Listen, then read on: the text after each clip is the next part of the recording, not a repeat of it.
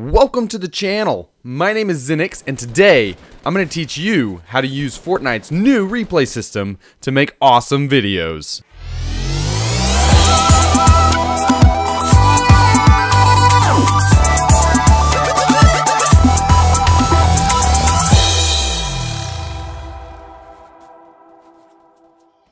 This week, Fortnite introduced a new feature called the Replay System.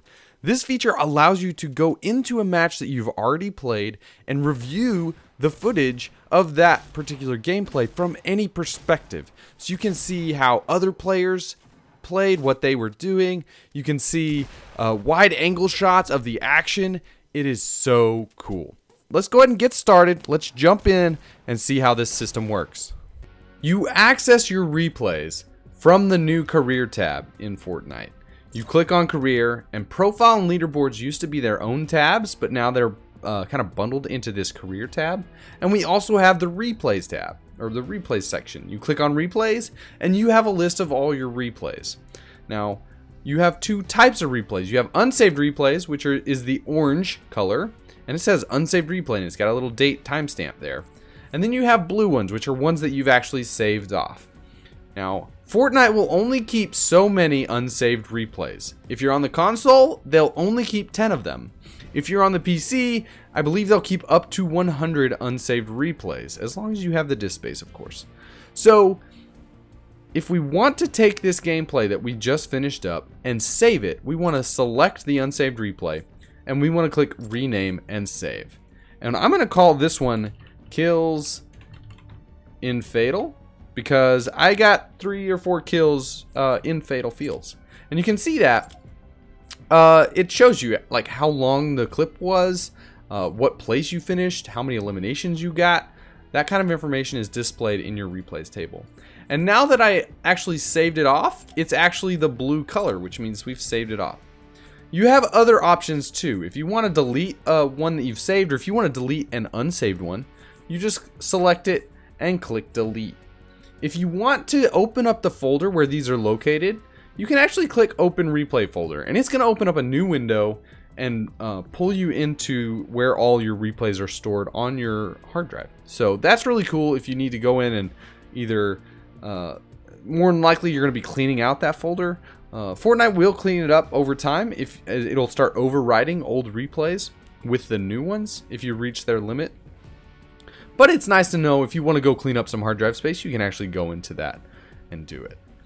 So let's jump in to an actual replay and try this out. And in order to do that, you select the replay you want to go into and you click play. And it says confirm or decline whether or not you really want to do this. So we'll go ahead and click confirm, and it loads you into the match.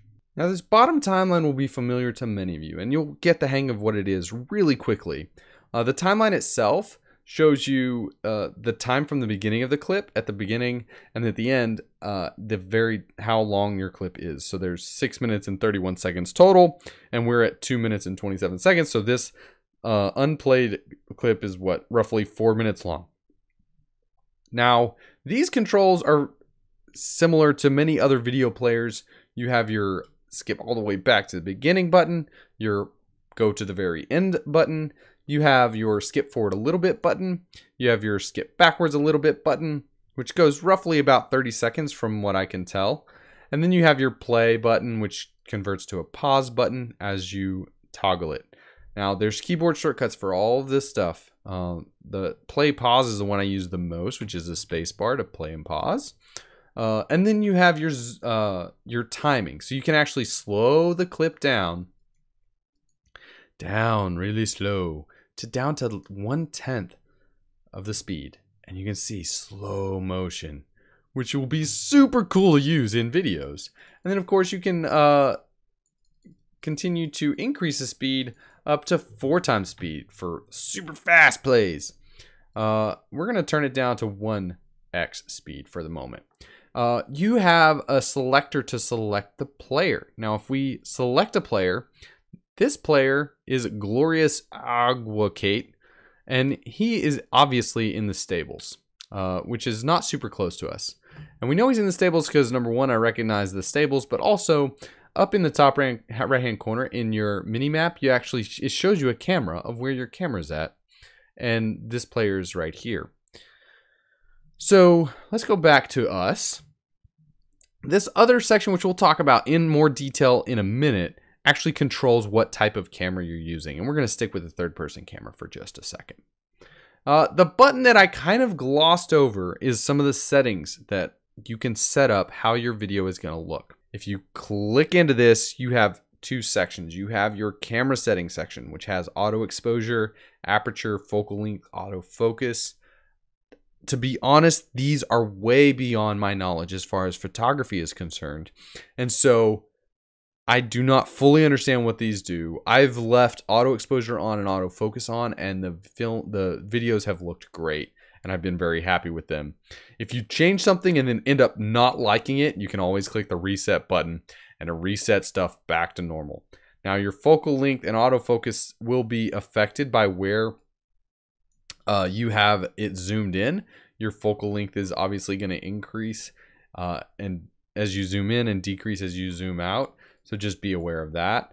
But you can go into your camera settings and adjust these and play with them and see what fits best for your shot. Now this particular section controls what gets displayed. So we have nameplates, which we can turn on. And we can see we're Zinnix and we're carrying a silenced SMG. But we better be aware of this JJ the Man 101. He's carrying a pickaxe. And he's somewhere over here. If we look at our mini map, we know that he's probably in that building. Spoiler alert, he's in that building. The next section is player outlines. This is super cool. I can turn this on and I can see exactly where he is. And if I click play, I can see he's pickaxing something there. Obviously, during the gameplay, I couldn't see that. But now, with the replay, I can see what he's up to. So I can evaluate, did I play this right? Did I understand or know where he was based on where I heard him at? That kind of thing is super cool. You can also turn on the replay region. It was kind of subtle in the background, but if you look up here towards Lucky Landing, this little pagoda, it turns gray, which means that is outside the replay region. Now, the replay region is this area that is marked on your map. Those are the players that are available in your replay. That's the area that you're allowed to interact with within your replay mode, within your replay. So the way the replay system works is it collects all the information about this one particular region where your character is at, and then allows you to play back and go to any different angle within that region. So as you migrate across the map, this region is going to move with your character during the gameplay, but you can't get outside this region with your camera. So just be aware of that. And it highlights here on the left the players that are in the match, and the top ones that are highlighted are all the ones in your region. There are other players in your match, but we can't go to them because they are outside our region. But if we wanted to go see where JJ the Man is, we can double click on JJ the Man and see that, oh man, it's a John Wick and he's pickaxing in that building. So let's use this little control to go back to ourselves, and let's go back to our setting. We're gonna go and turn replay region off because I don't want that to gray out that region outside of our little zone here. You can turn damage effects on or off. You have auto follow settings. These tie closely in with the camera view that we'll talk about in a bit. Distance to subject, you can adjust that up or down, similar to the zoom in and zoom out. And then high quality effects, you can actually turn those on if you want really high quality effects to come through in your gameplays. A lot of times in the gameplay itself, I turn those down because they're a little bit distracting and sometimes they block the view. But at least in this replay, you can get high quality effects after the fact without affecting your gameplay. Super cool. Now, before we carry on too much further, let's talk about the camera modes because these are very important. Let's skip back a minute or so. And let's just see what happens with our camera modes. Third person is the one that's default. And so what this is going to do is this is going to follow and orbit around the player. And if you move your mouse to change the view, it's just going to continue following the player from that side as you progress through the match. And you have control of your zoom in and out with your scroll wheel, or you can left click and move and change your angle of the player. Now, third person has the 3 different modes. It has on auto follow. You can actually set it to auto, which means it's going to try to stay behind you. You can see that here. Or it can be lazy, which is a little bit more fluid and allows the player to get out of the frame a little bit more.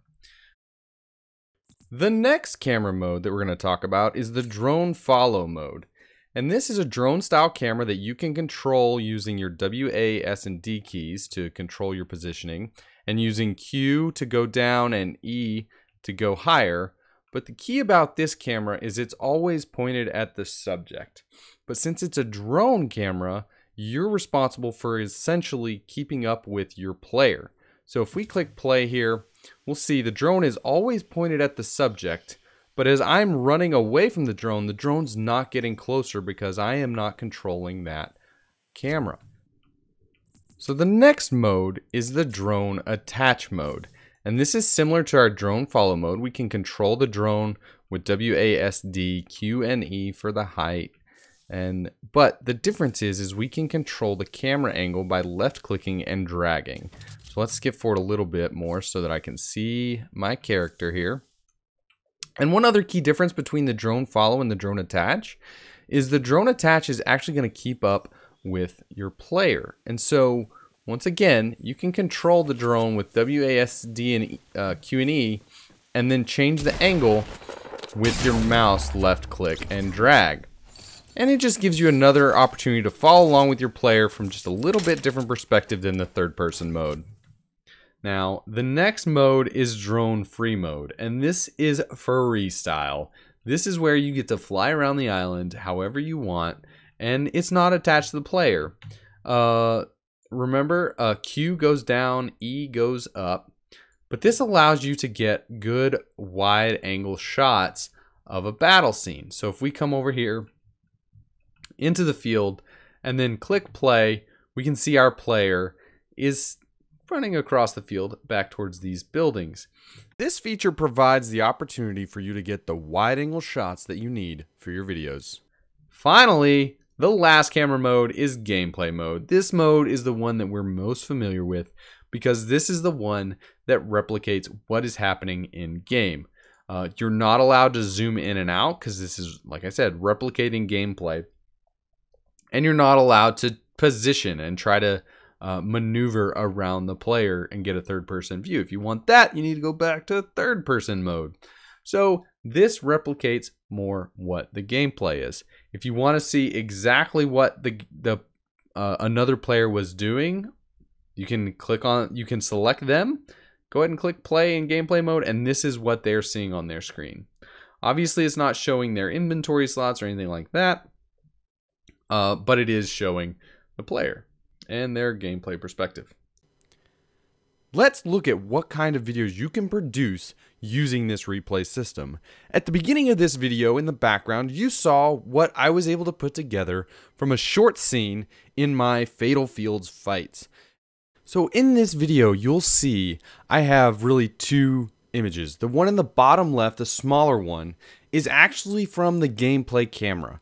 And so what I did is I used the replay system to capture the gameplay for the entire sequence of events. And I'm leaving that in the bottom left-hand corner so you can kind of see what my perspective was during the gameplay for this particular fight. And then in the larger screen, the larger video actually is me using the different camera modes within the system to capture clips that I'm then piecing together to make this one video. I start off in the gameplay mode and then immediately switch to this drone follow mode, which, as you remember, is the controlled drone that you have control of, but it's always pointed at your character. I then make use of the third-person camera from my enemy perspective while still using the drone follow mode from my perspective. And I even mix in a little bit of the third-person mode as well. Next up is the drone free mode, which allows you to get a wide-angle shot of the action. So you can see on the left, I'm climbing up that ramp. On the right-hand side, he's bunkering down behind his ramp, and the battle's about to commence. So in this next sequence, I'm using all these different tools, the different camera modes, switching back and forth between characters to get this shot and get it all pieced together. It's so cool how easy it is to pull all this stuff together using this replay system. So during this battle, there's another enemy that comes into the mix, and I just don't know where he is. But with the replay system, you can actually get perspectives on your other enemies in the area and figure out what's going on. And in this case, I can figure out where he came from and what happened. It turns out he had snuck in from the other side from what I expected and came in behind me. So I built up quickly and am, you know, kind of trying to find him. Oh, see him sneaking across. I get a shot and I actually got a hit on him that time. You can see how I mix these shots together using my perspective, using his perspective, mixing in a little bit of subtle slow motion to get the shot that I want for this video. Now this replay system has tons of features and is super cool, and it's super easy to go back and review how you did in a match and understand what you might have done good, what you might have done wrong. As far as exporting these videos out to YouTube, it's not the easiest process to do so. They don't currently have an export feature that you can export small clips or anything like that. So what you have to do is you have to set up your shots and record the gameplay outside of Fortnite, like you might do for if you're recording and uploading to YouTube, like I typically do. You can use game capture cards, or you might be using software to be able to capture and record video. You have to use those tools to actually extract out the footage from your gameplays. Another important caveat, which is mentioned in their FAQ, is these replays are only valid on the version of Fortnite that they were created in. So if Fortnite upgrades to a new version, which they do fairly frequently because they're releasing out patches, your replays are no longer valid. So if you want to capture gameplay, make sure you do it as soon as you get it. Otherwise, they might become invalid and are no longer really useful at all. I hope you've enjoyed this tutorial style video where we've dug deeper into how the replay system in Fortnite works and how you can use it to analyze your gameplays and figure out what you're doing right, what you're doing wrong, and you can also use it as a tool to export out really awesome videos. If you've enjoyed this video, be sure to press that thumbs up button down below and put a comment down there. Tell me what you liked about it, what was helpful, what did you not know about the replay system that you now know because of this video. I would love to hear from you guys. And if you haven't subscribed already, please press that subscribe button so you can get good content like this every single week.